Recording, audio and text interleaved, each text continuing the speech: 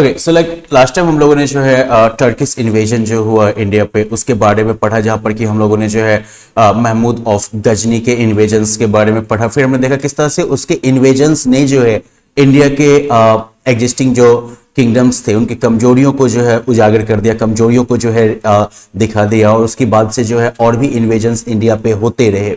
Then we saw like how Mohammad Ghori invaded India after like ascending the throne of Ghazni in 1173, और फिर जो है पृथ्वीराज चौहान के साथ जो बैटल ऑफ तराई 1191 एंड 1192 में हुआ।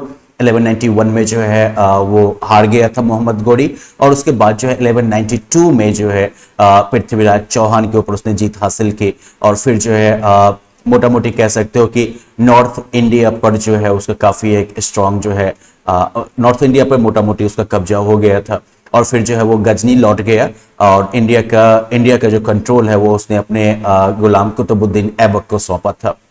अब यहाँ पर जो है हमें चोलाज के बारे में दिया गया है कि चोलाज जो थे they ruled in south India between 800 CE and 1200 CE, तो मोटा मोटी 400 ईयर्स का इनका पीरियड आता है। And the founder of the empire was Vijayalaya, okay, जो कि इनिशियली जो है पल्लवाज का फ्यूडेटरी था, मतलब कह सकते हो कि सामंत था। Now Vijayalaya built the capital town of Thanjavur, ये जो है a beautiful city of temples, okay. तो the glory of the Chola dynasty is in large major attributed to Rajaraja Chola the first and Rajendra Chola the first. ये जो दो इस डायनेस्टी के किंग्स हुए, इनको जो है चोला डायनेस्टी के कह सकते हो कि ग्लोरी का जो है बड़ा श्रेय जाता है, बड़ा जो है क्रेडिट जाता है। तो हम लोग जो है राजराज चोला के बारे में पढ़ते हैं। जो एक्सपेंशनिस्ट पॉलिसी जो थी, एक्सपेंशनिस्ट पॉलिसी का मतलब हो गया साम्राज्य विस्तार की जो नीति होती है, अपने एम्पायर को एक्सपेंड करने की, बढ़ाने की जो नीति होती है। तो राजाराम चोला की जो एक्सपेंशनिस्ट पॉलिसीज थी उसी के तहत उसने जो है चेराज, पांड्याज और इसके अलावा जो गंगा डायनेस्टी थी कर्नाटका वगैरह में, फिर चालुक्याज, इन सबको हराया। इसके अलावा जो है उसने नॉर्दर्न पार्ट ऑफ श्रीलंका और जो मालदीव्स के आइलैंड्स थे इनको भी जो है उसने अपने एम्पायर में मिला लिया। उसका किंगडम जो था वो दो तरह की एफिशिएंसी के अराउंड जो है बिल्ट था। एफिशिएंसी मतलब किसी भी काम को ज्यादा सटीक तरीके से कर देना, कम मेहनत से ज्यादा रिजल्ट लाना, ये हो गया एफिशिएंसी। तो उसका किंगडम जो है वो दो एफिशिएंसीज के मामले में टॉप पर था, इकोनॉमिक एफिशिएंसी एक तरफ और मिलिट्री एफिशिएंसी एक तरफ। तो भाई अगर अर्थव्यवस्था दुरुस्त है और आपकी सेना दुरुस्त है तो फिर आपका एम्पायर जो है वो सॉलिड हो ही जाएगा। फिर राजेंद्र चोला द फर्स्ट, इसके पीरियड जो है वो, इनका पीरियड जो है वो 1012 से लेके 1044 सीई का है। नाउ राजेंद्र वन जो थे, ही continued with his father Rajaraja Cholas expansionist policies, उसने जो अपने फादर के एक्सपेंशनिस्ट पॉलिसीज को कंटिन्यू किया। He defeated the Chalukyas in the west and the Pala ruler of Bengal and completed the conquest of Sri Lanka. भाई expense सोच लो, south India से शुरू हुआ ये एम्पायर, ये पालाज को हराता है, who were like located in Bengal, and also the Chalukyas, west में जो है चालुक्याज वगैरह जो थे इनको भी हराया उसने। तो ये आपके चालुक्याज का एरिया हो गया इधर।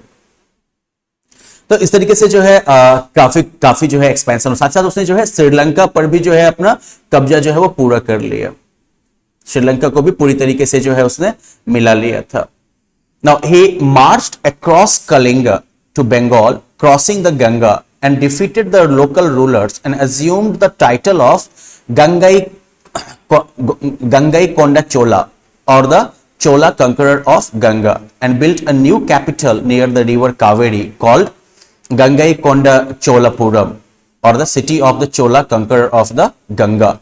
तो भाई ये जो है आपको चोला डायनेस्टी या चोला किंगडम के एक्सपेंस को बताता है कि कहां कहां तक ये पहुंच चुका था, राइट। साउथ इंडिया से शुरू हुआ ये एम्पायर जो है वो कलिंगा को क्रॉस करते हुए जो है, ये कलिंगा का रीजन हो गया आपका, तो कलिंगा को क्रॉस करते हुए जो है बंगाल के एरिया तक पहुंच गया, गंगा को भी क्रॉस किया इसने इस प्रोसेस में।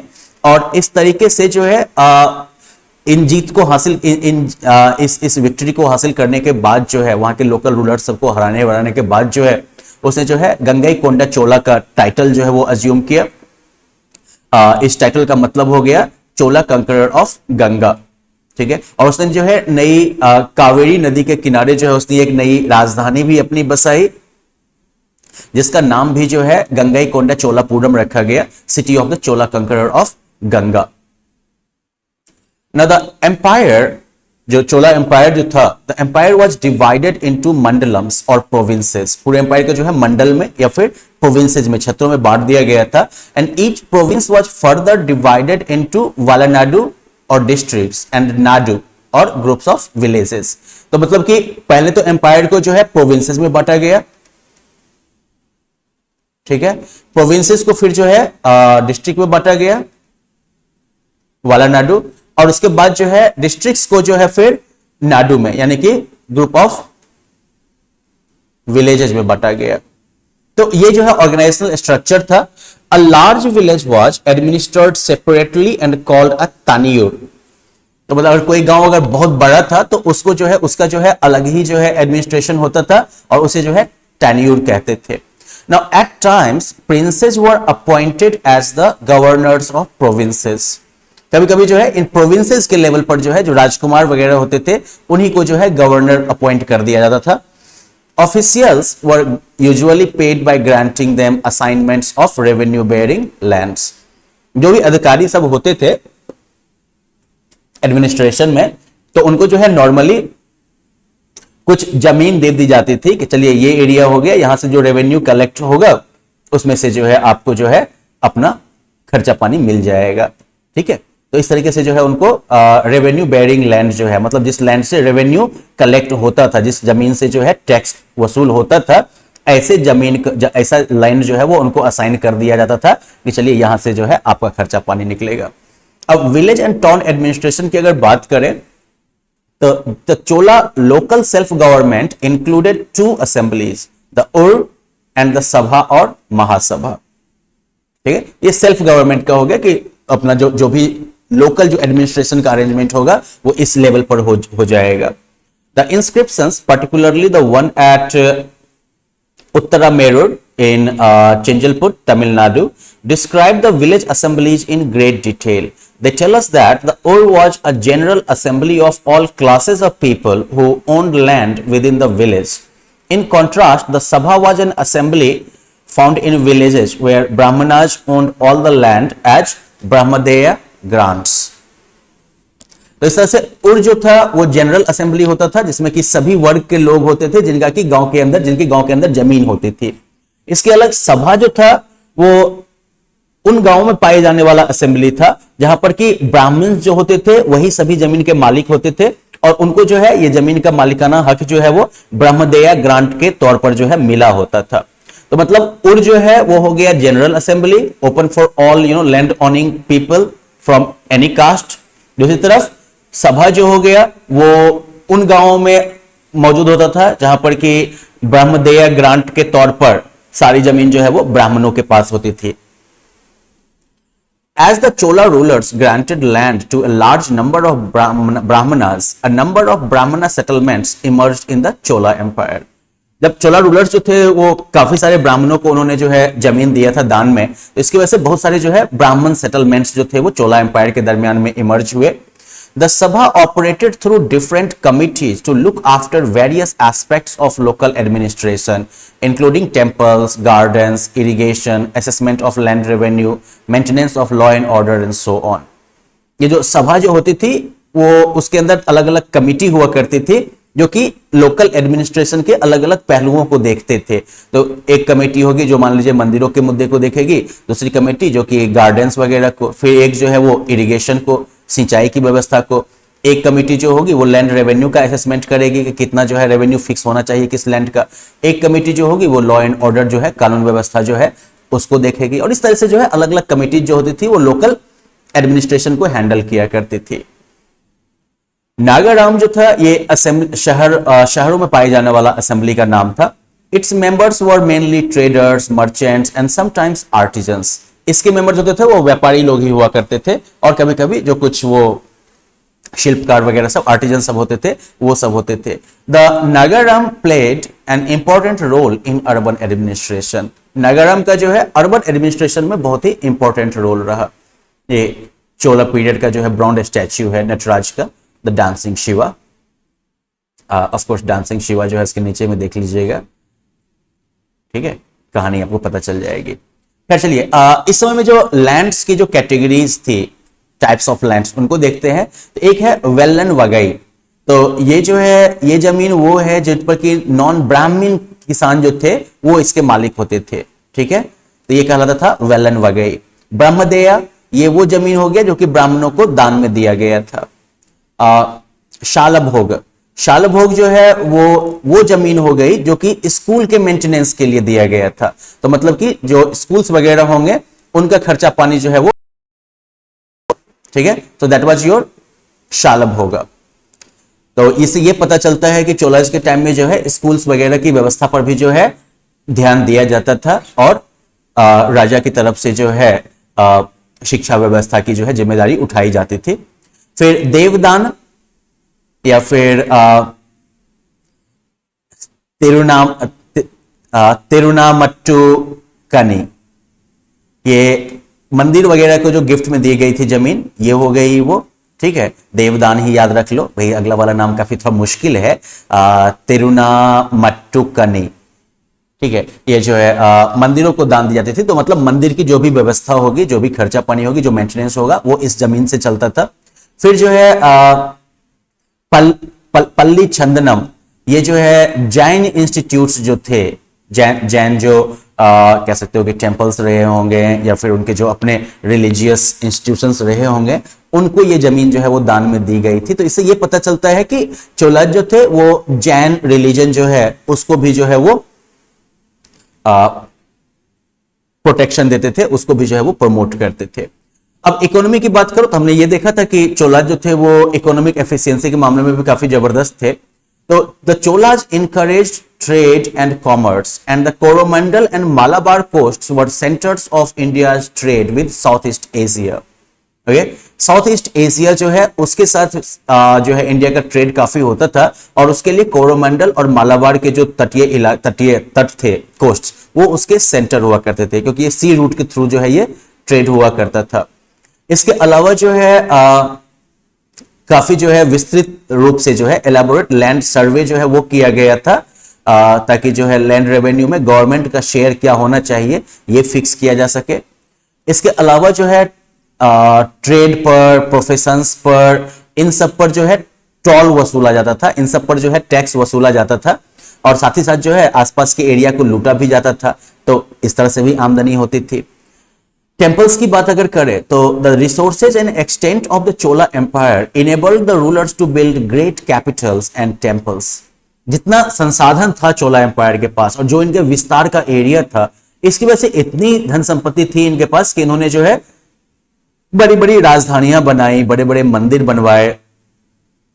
These temples were the center of cultural life, acting as an audience hall and a place for other activities such as ceremonial dances performed by the Devdasis.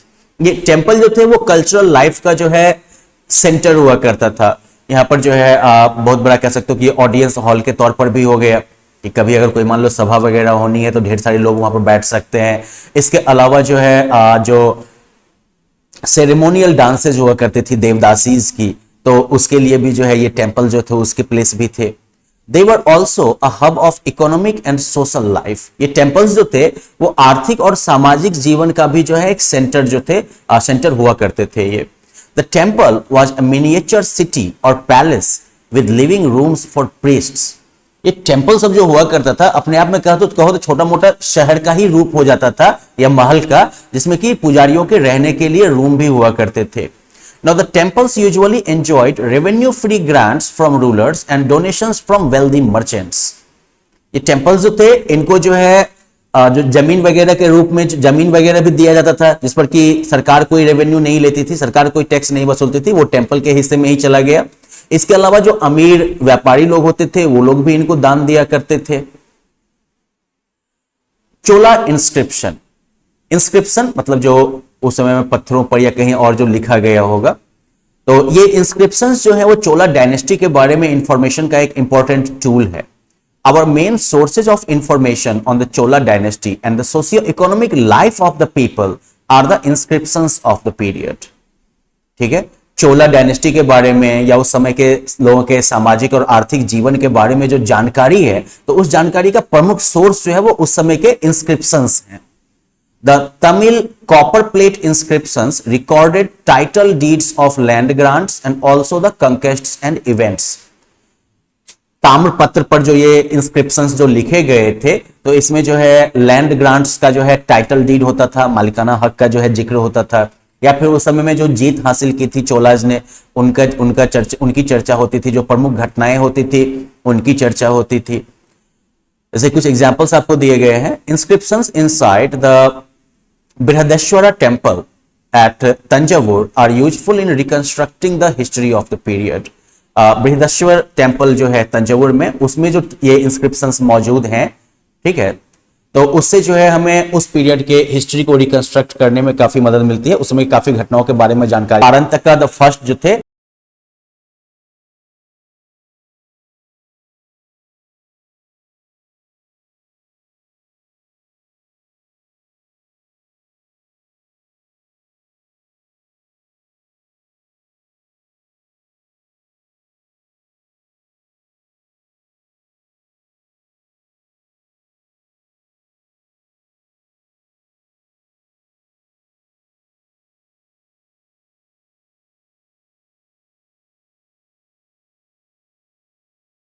उनके उत्तरा मेरूर टेम्पल इंस्क्रिप्शन से मिलता है, जो कि 919 कॉमन एरा से लेकर 921 common era के बीच में जो है मिलता है।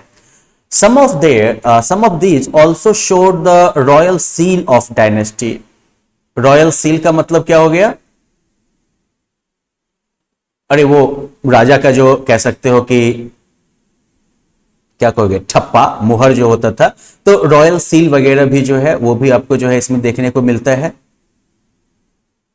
Marks of masons are sometimes found on these inscriptions. Masons हो गए जो कि यही सब काम किया करते थे, मैसनरी का काम किया करते थे, तो इन इंस्क्रिप्शंस पर जो है इन मैसन्स का भी जो है निशान जो है कभी कभी देखने को मिलता है। और ये जो रॉयल सील्स वगैरह हैं या इंस्क्रिप्शंस वगैरह हैं, उससे जो है हमें राज चोला के विजय के बारे में, जीत के बारे में, कॉन्क्वेस्ट के बारे में जानकारी मिलती है। उन्होंने टेम्पल्स वगैरह को जो गिफ्ट दिए उनके बारे में जानकारी मिलती है। Now the systemic way of giving donations informs us about the organisational capabilities of the ruler.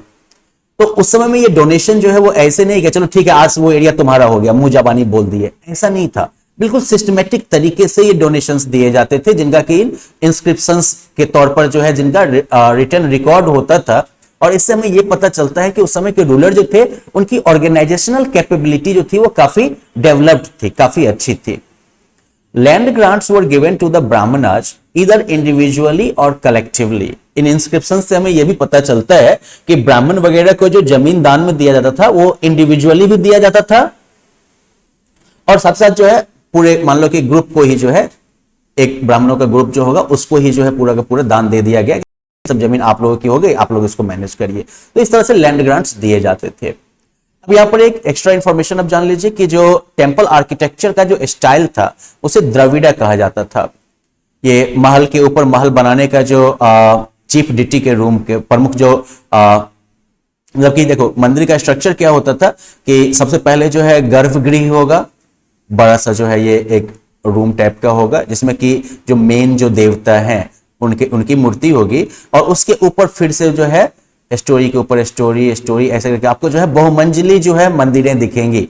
तो ये जो है टेंपल बिल्डिंग का द्रविड़ा स्टाइल था। साउथ इंडिया के टेंपल्स को अगर आप देखिएगा तो वो जो है आपको नॉर्थ इंडिया के टेंपल्स से जो है रिमार्केबली डिफरेंट दिखेंगे। अब यहां पर जो है आपको कुछ जो है हिस्टोरिकल सोर्सेज के एनालिसिस का जो है ये दिया गया है। ये जो है बृहदेश्वर टेंपल इंस्क्रिप्शन का जो है ट्रांसलेशन यहां पर दिया गया है, ठीक है। तो इसको पढ़ के जो है आपको कुछ पता चलेगा उस राजराज द फर्स्ट के कॉन्क्वेस्ट के बारे में। तो आप जो है इस इन इंस्क्रिप्शंस के ट्रांसलेशन को पढ़िएगा, और पढ़ने के हिसाब से आपको क्या जानकारी मिलती है ये आप जो है नोट डाउन करिएगा। This is going to be a good exercise for you guys. Now language and literature की अगर बात करो तो the Chola rulers patronized art and literature, उन्होंने जो है आर्ट और लिटरेचर को भी पैट्रोनाइज किया, काफी उसको बढ़ावा दिया। Popular bhakti saints called Nayanars and Alvars who were devotees of Shiva and Vishnu respectively flourished in the Tamil region between the 6th and 9th centuries.